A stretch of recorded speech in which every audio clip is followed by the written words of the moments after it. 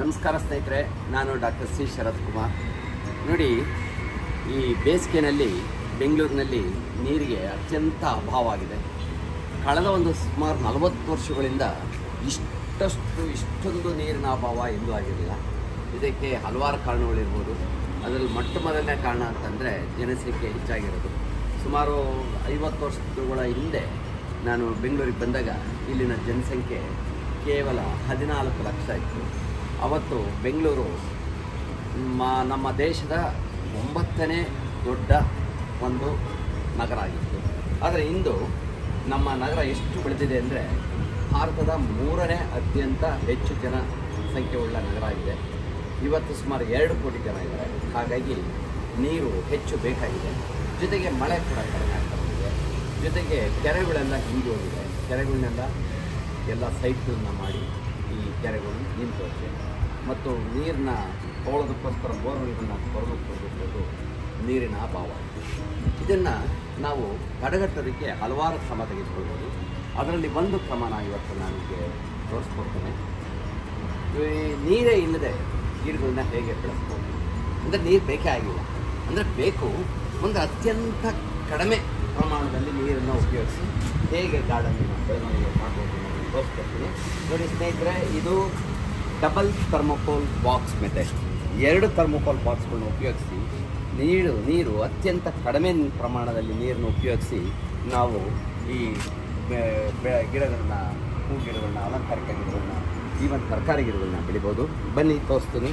ನೋಡಿ, ಇದೇ double thermocol box method. ಅಂದರೆ 2 ಥರ್ಮೋಕೋಲ್ ಬಾಕ್ಸ್ಗಳನ್ನ ಉಪಯೋಗಿಸೋದು. ಮೊದಲನೇ ಥರ್ಮೋಕೋಲ್ ಬಾಕ್ಸ್ನಲ್ಲಿ ನೋಡಿ ಈ ಗಿಡನ ಹಾಕಿದ್ದೀವಿ.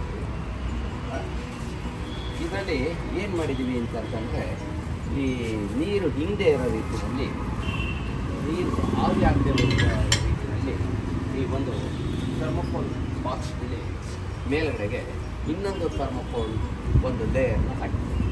ಇದರಲ್ಲಿ ಏನಾಗುತ್ತೆ ಬನ್ನಿ ತೋರಿಸ್ತೀವಿ. ನೋಡಿ, ತೇವಾಂಶ ಹಾಗೆ ಲೇಯರ್ ಅಂದರೆ ಬೇಗ ಒಣಗೋಗುತ್ತೆ. ಜೊತೆಗೆ ಕಳೆಗಳು ಕೂಡ ಜಾಸ್ತಿ ಬರ್ತದೆ.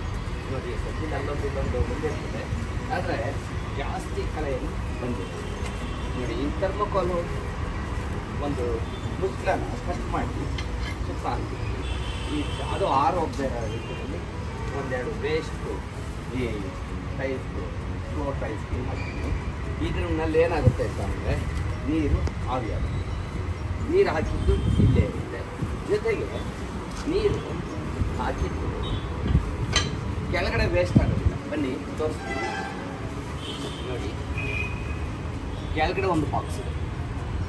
ಆ ಬಾಕ್ಸ್ನಲ್ಲಿ ಹೋಗಿ ಈ ನೀರು ಕೂತ್ಕೊಳುತ್ತೆ. ಈ ಬಾಕ್ಸ್ಗೂ ಇದಕ್ಕೂ ಒಂದು ದಾರ ಹಾಕಿದ್ದೀವಿ. ಈ ದಾರದ ಮುಖಾಂತರ ಈ ನೀರನ್ನು ಅದು ಹೀರ್ಕೊಳ್ಳುತ್ತೆ. ಅಂದರೆ ಒಂದು ತೊಟ್ಟು ನೀರು ಆಚೆ ಹೋಗೋದಿಲ್ಲ. ಎಲ್ಲ ನಾವೇನಾದರೂ ಎಕ್ಸ್ಟ್ರಾ ನೀರು ಹಾಕಿದ್ರೆ ಅದು ಕೆಳಗಡೆ ಬಾಕ್ಸ್ನಲ್ಲಿ ಶೇಖರಣೆ ಆಗಿರ್ತದೆ. ಶೇಖರಣೆ ಆಗಿರೋ ಬಾಕ್ಸ್ ಒಂದಿದ್ರೆ ಹಾಗಾಗಿ ನೀರು ವೇಸ್ಟ್ ಆಗುತ್ತೆ.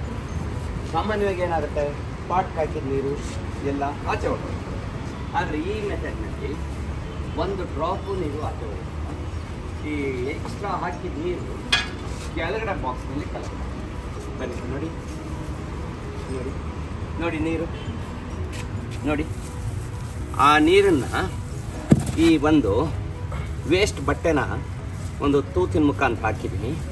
ಈ ಬಟ್ಟೆ ಮುಖಾಂತರ ನೀರು ಮತ್ತೆ ಹೀರ್ಕೊಳ್ಳುತ್ತೆ. ಎಕ್ಸ್ಟ್ರಾ ನೀರು ಹಾಕಿದ್ದು ಥರ್ಮೋಕೋಲ್ ಬಾಕ್ಸ್ಗೆ ಹೋಗುತ್ತೆ. ನೋಡಿ ನೀರಿಗೆ ಜೊತೆಗೆ ಈ ನೀರು ಜೀವಾಮೃತ ಆಗುತ್ತೆ. ಏಕೆಂದರೆ ಈ ನೀರೊಳಗಡೆ ಒಂದಷ್ಟು ವೇಸ್ಟು ಗಿಡಗಳನ್ನ ಕಟ್ ಮಾಡಿದ್ದು ಹಾಕಿದ್ದೀವಿ, ಸ್ವಲ್ಪ ಮಣ್ಣು ಹಾಕಿದ್ದೀವಿ.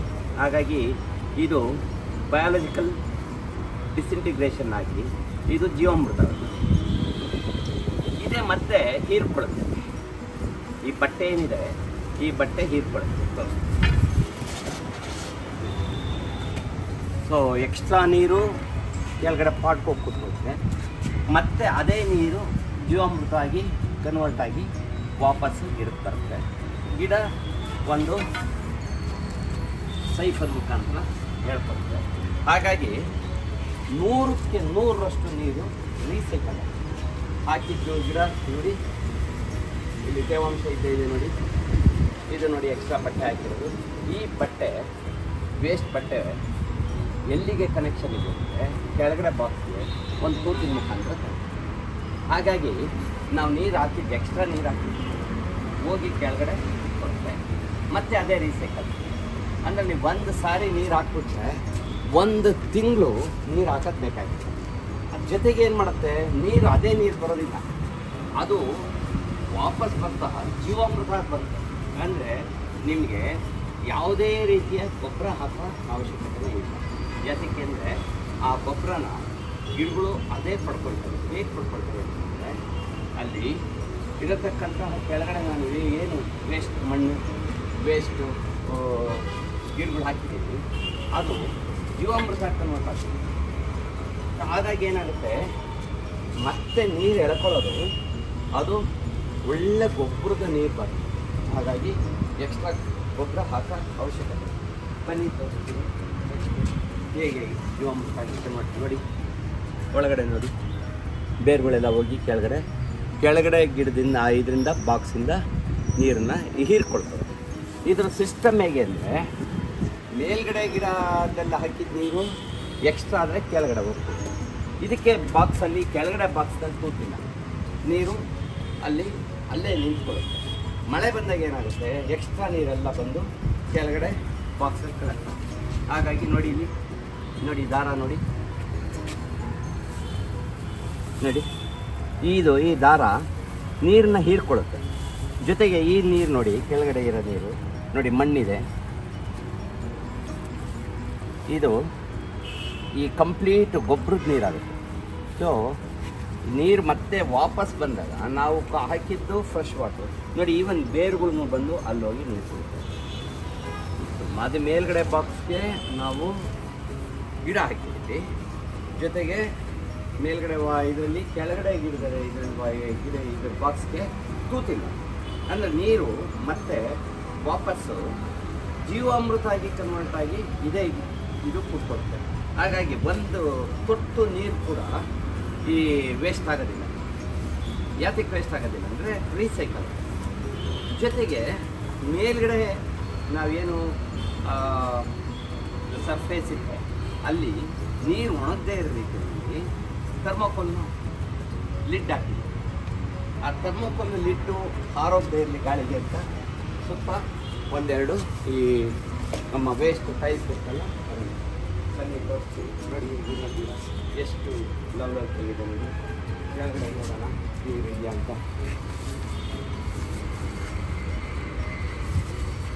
ನೋಡಿ ಕೆಳಗಡೆ ಗೊಬ್ಬರದ ನೀರು ಹೇಗೆ ಆಗಿದೆ ನೋಡಿ, ಕಾಣಿಸುತ್ತಾ? ಹತ್ರ ಕಂಪ್ಲೀಟ್ ಜೀವಾಮೃತ ಆಗಿದೆ ನೋಡಿ. ಅಲ್ಲಿ ದಾರನೂ ಕಾಣಿಸುತ್ತೆ ನೋಡಿ. ಅದರಿಂದ ಅದ್ರ ಮುಖಾಂತರ ಈ ಮೇಲ್ಗಡೆ ಥರ್ಮೋಕೋಲ್ ಬಾಕ್ಸು ನೀರನ್ನು ಬನ್ನಿ ತೋರಿಸ್ತೀವಿ. ಬೇರೆ ಸೆಕ್ಯುಲೆಂಟ್ಸ್ ನೋಡಿ ಈ ಸೆಕ್ಯುಲೆಂಟ್ಸ್ಗಳು ಹೇಗೆ ನೀರು ಇಟ್ಕೊಳ್ತಾರೆ.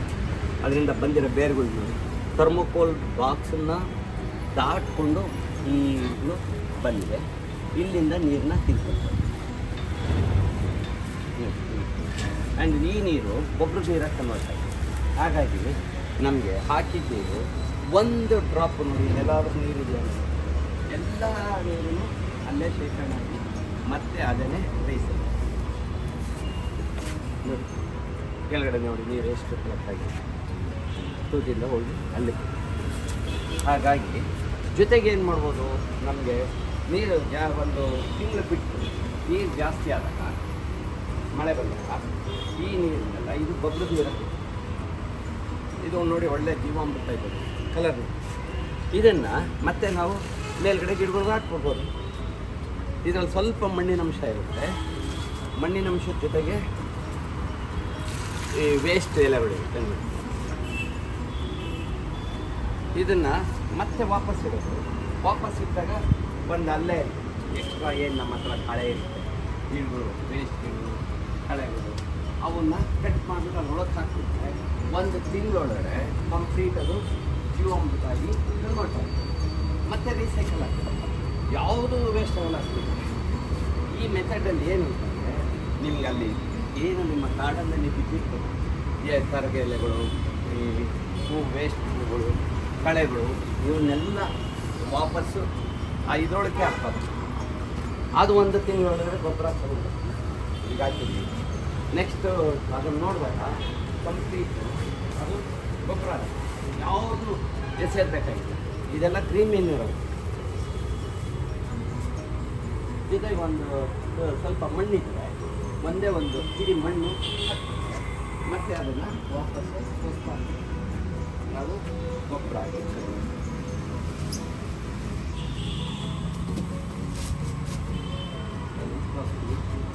ನೋಡಿ ಎಲ್ಲ ಡಬಲ್ ಮೆಥಡ್ ತೋರಿಸ್ತೀನಿ ನೋಡಿ ಹೇಗೆ ಇದಾಗಿರ್ತದೆ ಎಲ್ಲ ನೋಡಿ.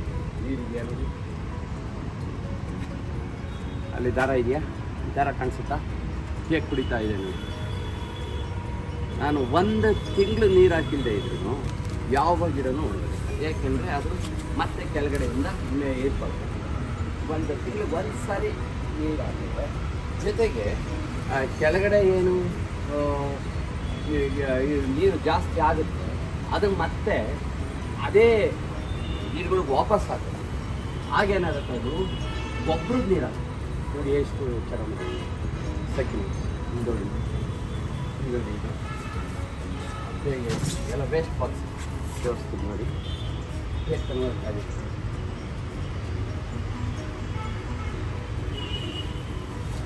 ಯಾವ ಸೈಜ್ ಬಾಕ್ಸ್ ಇದ್ರೂ ಪರವಾಗಿಲ್ಲ, ಅದನ್ನು ನಾವು ಉಪಯೋಗಿಸ್ತೀವಿ. ಆಮೇಲೆ ಇನ್ನೊಂದೇನು, ಕೆಳಗಡೆ ಪ್ಲೇಟ್ ಇದೇನಿಲ್ಲ ನೋಡಿ, ಇಲ್ಲೇನು ನೀರು ವೇಸ್ಟ್ ಆಗಿರೋದು. ಯಾವಾಗ ಮಳೆ ಜಾಸ್ತಿ ಬಂದು ತುಂಬಿ ಇಲ್ಲಿಂದ ಕೆಳಗಿಳಿಕೆ ಬರ್ತದೆ, ಅವಾಗ ಏನು ಮಾಡಬೇಕು, ಮೇಲ್ಗಡೆ ಬಾಕ್ಸನ್ನು ಎತ್ಬಿಟ್ಟು ಕೆಳಗಡೆ ಕಲೆಕ್ಟಾಗಿ ಇರ್ತಲ್ಲ ಆ ನೀರನ್ನು ಮತ್ತೆ ಮರುಬಳಕೆ ಎಲ್ಲ ಬಾಕ್ಸ್ಗಳು ಡಬಲ್ ಬಾಕ್ಸ್. ಇಲ್ಲಿ ಏನು ಬಹಳ ಮುಖ್ಯವಾಗಿದೆ, ಕೆಳಗಡೆ ಬಾಕ್ಸು ಮೇಲ್ಗಡೆ ಬಾಕ್ಸ್ಗಿಂತ ಸ್ವಲ್ಪ ಚಿಕ್ಕದಿದ್ದರೆ ಒಳ್ಳೆಯದು, ಕರೆಕ್ಟಾಗಿ ಕೂತ್ಕೊಳ್ಳೋದು. ಯಾಕೆ ಕೇಳ್ತಾರೆ, ಕೆಳಗಡೆ ಬಾಕ್ಸ್ ದೊಡ್ಡದಾಗ್ತದೆ, ಅದು ನೀರೆಲ್ಲ ಆಚೆ ವಾಪಸ್ಸು ಹೋಗೋದು. ಅದರಿಂದ ಕೆಳಗಡೆ ಬಾಕ್ಸು ನೋಡಿ, ಕೆಳಗಡೆ ಬಾಕ್ಸು ಮೇಲ್ಗಡೆ ಬಾಕ್ಸಿಂದ ಸ್ವಲ್ಪ ನೀರು ನೋಡಿ. ಕೆಳಗಡೆಯಿಂದ ಏನು ಈ ಥರ ನಾವು ಓಪನ್ ಜಾಗದಲ್ಲಿ ಕಡೆ ಇರ್ತದೆ, ಅದನ್ನು ಅಲ್ಲೇ ಕಿತ್ತು ಅಲ್ಲೇ ಕೆಳಗಡೆ ಬಾಕ್ಸ್ ವಾಪಸ್ ಹಾಕ್ತಿರ್ತೀವಿ ಅಷ್ಟೇ. ಅದೇನು ಎಲ್ಲೂ ಎತ್ತಿಯಕ್ಕೆ ಹೋಗಲ್ಲ, ಯಾವುದೂ ಏನು ವೇಸ್ಟ್ ಮಾಡೋದು. ನಮಗೆ ಕಳೆ ಬಂದಷ್ಟು ಒಳ್ಳೆಯದು, ಏಕೆಂದರೆ ಅದು ಮತ್ತೆ ವಾಪಸ್ಸು ಈ ಅದು ಗ್ರೀನ್ ಮೆನ್ಯೂರ್ ಆಗಿ ಕನ್ವರ್ಟ್ ಆಗುತ್ತೆ ಅಷ್ಟೇ. ವಾಪಸ್ಸಿಲ್ಲ.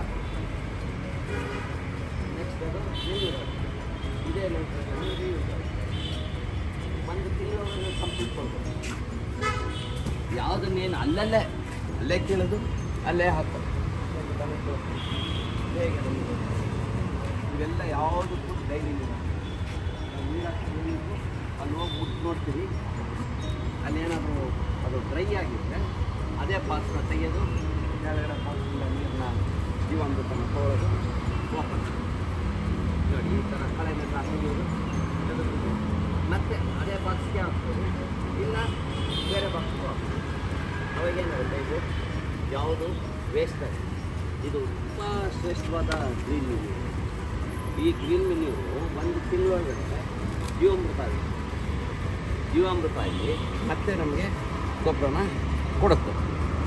ಪ್ರತಿ ದಿವಸ ಏನು ಮಾಡ್ತೀವಿ, ಏನು ಎಕ್ಸ್ಟ್ರಾ ಕಳೆ ಬರುತ್ತೆ ಅದನ್ನು ಒಂದು ಕಡೆ ಶೇಖರಣೆ ಮಾಡಿಕೊಂಡು ಅದನ್ನು ಕೆಳಗಡೆ ಬಾಕ್ಸ್, ಇಲ್ಲಿರೋ ಎಲ್ಲ ಬಾಕ್ಸ್ಗಳ ಒಳಗಡೆ ಕೆಳಗಡೆ ಬಾಕ್ಸ್ನಲ್ಲಿ ನಿಮಗೆ ಬೇಕಾದಷ್ಟು ಜೀವಾಮೃತ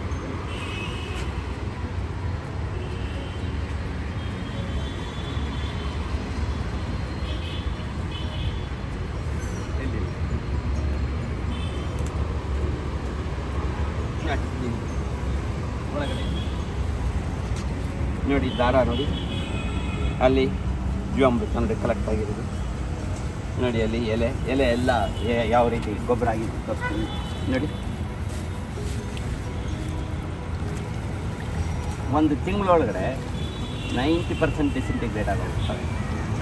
ಮತ್ತು ಹೀಗೆ ನಾನು ಯಾವುದೇ ಕೆಮಿಕಲ್ ಯಾವುದೇ ವಿಧವಾದ ಒಂದು ಗೊಬ್ಬರನೂ ಹಾಕ್ತೀನಿ. ಎಲ್ಲ ಪ್ಲ್ಯಾಂಟ್ಸನ್ನು ಕಂಪ್ಲೀಟ್ ನೋಡಿ ಎಷ್ಟು ಚೆನ್ನಾಗಿ ಕೂಡ್ತೀವಿ ನೋಡಿ. ಎಲ್ಲ ಥರದ ಪ್ಲ್ಯಾಂಟ್ಸ್ ಇದೆ. ಈ ಹ್ಯಾಂಗಿಂಗ್ ಪ್ಲ್ಯಾಂಟ್ಸ್ ಇದೆ, ಜೊತೆಗೆ ಆರ್ನಮೆಂಟಲ್ ಪ್ಲ್ಯಾಂಟ್ಸ್, ಸೆಕ್ಯುಲೆಂಟ್ಸ್ ಇದೆ, ಜೊತೆಗೆ ಪ್ಲ್ಯಾಂಟ್ಸ್ ಇದೆ.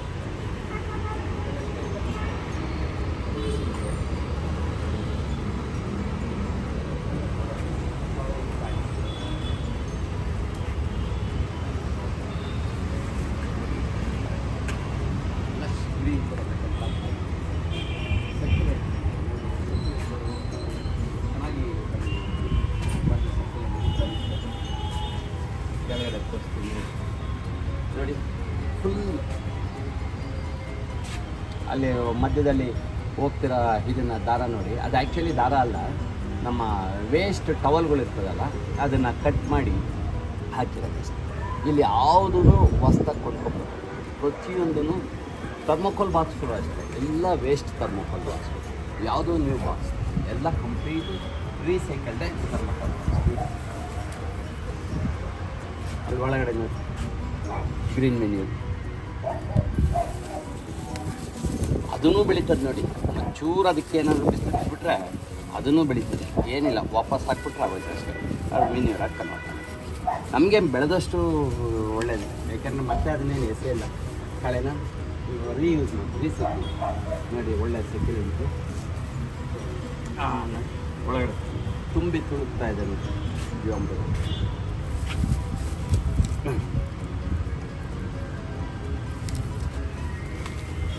ಇದಕ್ಕೆ ಒಂದು ತಿಂಗಳು, ನಾನು ಒಂದು ತಿಂಗಳು ಅಂತಿದ್ದೀನಿ. ಆ್ಯಕ್ಚುಲಾಗಿ ಹೇಳ್ಬೇಕು ಅಂದರೆ ನೀರೇ ಎಂದೂ ಬೇಕಾಗಲಾರ್ದು, ಏಕೆಂದರೆ ಅಕಸ್ಮಾತ್ ಯಾವತ್ತೋ ಒಂದು ದಿವಸ ಮಳೆ ಬಂದಾಗ ಆಟೋಮೆಟಿಕ್ಕಾಗಿ ಮೇಲ್ಗಡೆ ಇವೆಲ್ಲ ತುಂಬಿಕೊಂಡಿದ್ದ ದಿವಸ ಮತ್ತೆ ಇನ್ನು ನೀರೆಂದು ಹಾಕದೇ ಬೇಕು. ಇದೆಲ್ಲ ಅದೇ ಮೆಥಡ್ಸು. ಡಬಲ್ ಥರ್ಮೋಕೋಲ್ ನೋಡಿ ಕೆಳಗೆ ಮೇಲೆ ನೋಡಿ, ಕಳೆ ಬರದೇ ಇರೋ ರೀತಿಯಲ್ಲಿ ಕಂಟ್ರೋಲ್ ಮಾಡಿಷ್ಟು. ಇದು ಈ ಥರ್ಮೋಕೋಲಿಟ್ಟು ಎರಡು ಕೆಲಸ ಮಾಡುತ್ತೆ. ಒಂದು ಕಳೆನ ಕಂಟ್ರೋಲ್, ಎರಡನೇದು ನೀರು ಆವಿ ಆಗೋದಿಲ್ಲ, ಅದು ಅಲ್ಲೇ ನಿಲ್ತದೆ ನೋಡಿ. ಅಲ್ಲಿ ವಿಪರೀತ ಫುಲ್ ಬಂದಿದೆ, ಏನಿಲ್ಲ, ಕಟ್ ಮಾಡೋದು, ಕಟ್ ಮಾಡಿಬಿಟ್ಟು ಕೆಳಗಡೆ ಬಾಕ್ಸ್ ಮಾಡ್ತೀವಿ. ಏನು ಇನ್ನೆಲ್ಲೂ ಎಸೆಯೋದು ಬೇಕಾಗಿಲ್ಲ. ಈ ರೂಫ್ ಟಾಪ್ ಗಾರ್ಡನ್ನಿಂದ ನಾನು ಏನೂ ಆಚೆ ಕೂರಿಸಿಲ್ಲ, ಎಲ್ಲದೂ ರೀಸೈಕಲ್. ವೇಸ್ಟು ಇವೆಲ್ಲ ವೇಸ್ಟ್ ಟೈಪ್ಸ್ ಎಸೆಯೋದ್ರ ಬದಲು ಇದು ನೋಡಿ, ಕೀಳೋದು ಮತ್ತು ಕೆಳಗಡೆ ಬಾಕ್ಸ್ ಹಾಕೋದು ಅಷ್ಟೇ. ಅದನ್ನು ಮಾಡ್ತಾ ಹೋಗೋದು ನೋಡಿ. ಇದೆಲ್ಲ ಕಲೆಕ್ಟ್ ಮಾಡಿರೋದು ಇದು ನೋಡಿ, ಇದು ನೋಡಿ ಜೀವಾಮೃತ ಹೇಗಿದೆ ನೋಡಿ, ಎಷ್ಟು ಫ್ರೆಶ್ ರೆಡ್ ಇದೆ ಜಾಸ್ತಿ.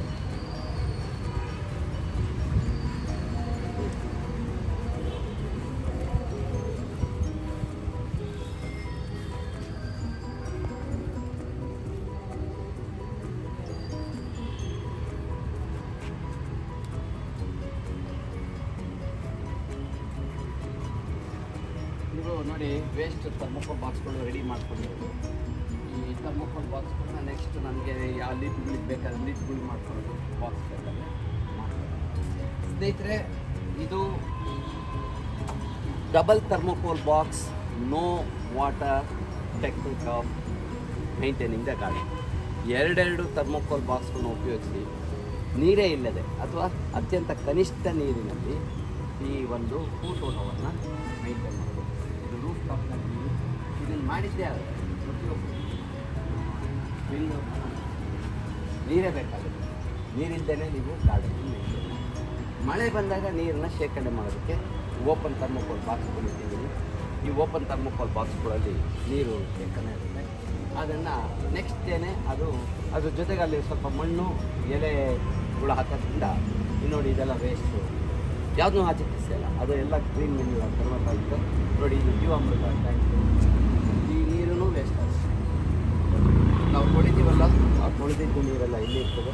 ನೋಡಿ ಇಲ್ಲಿ ಇದು ಜೀವಾಮೃತ ಆಗ್ತದೆ. ನೋಡಿ ಒಳಗಡೆ ವೇಸ್ಟ್ ಎಲೆಗಳು, ಮಣ್ಣು, ಇದು ಗ್ರೀನ್ ಮೀನು ಆಗುತ್ತೆ, ವಾಟರ್ ಸಾಲ್ಯುಬಲ್ ಮೀನು. ಇದನ್ನೇ ನಾವು ಮತ್ತೆ ಹಾಕೋದು. ಯಾವುದೂ ವೇಸ್ಟ್, ಫ್ರೆಶ್ ವಾಟ್ರು ಬೇಕೇ ಆಗಿದೆ, ಎಲ್ಲದೂ ಇದೆ ನೋಡಿ.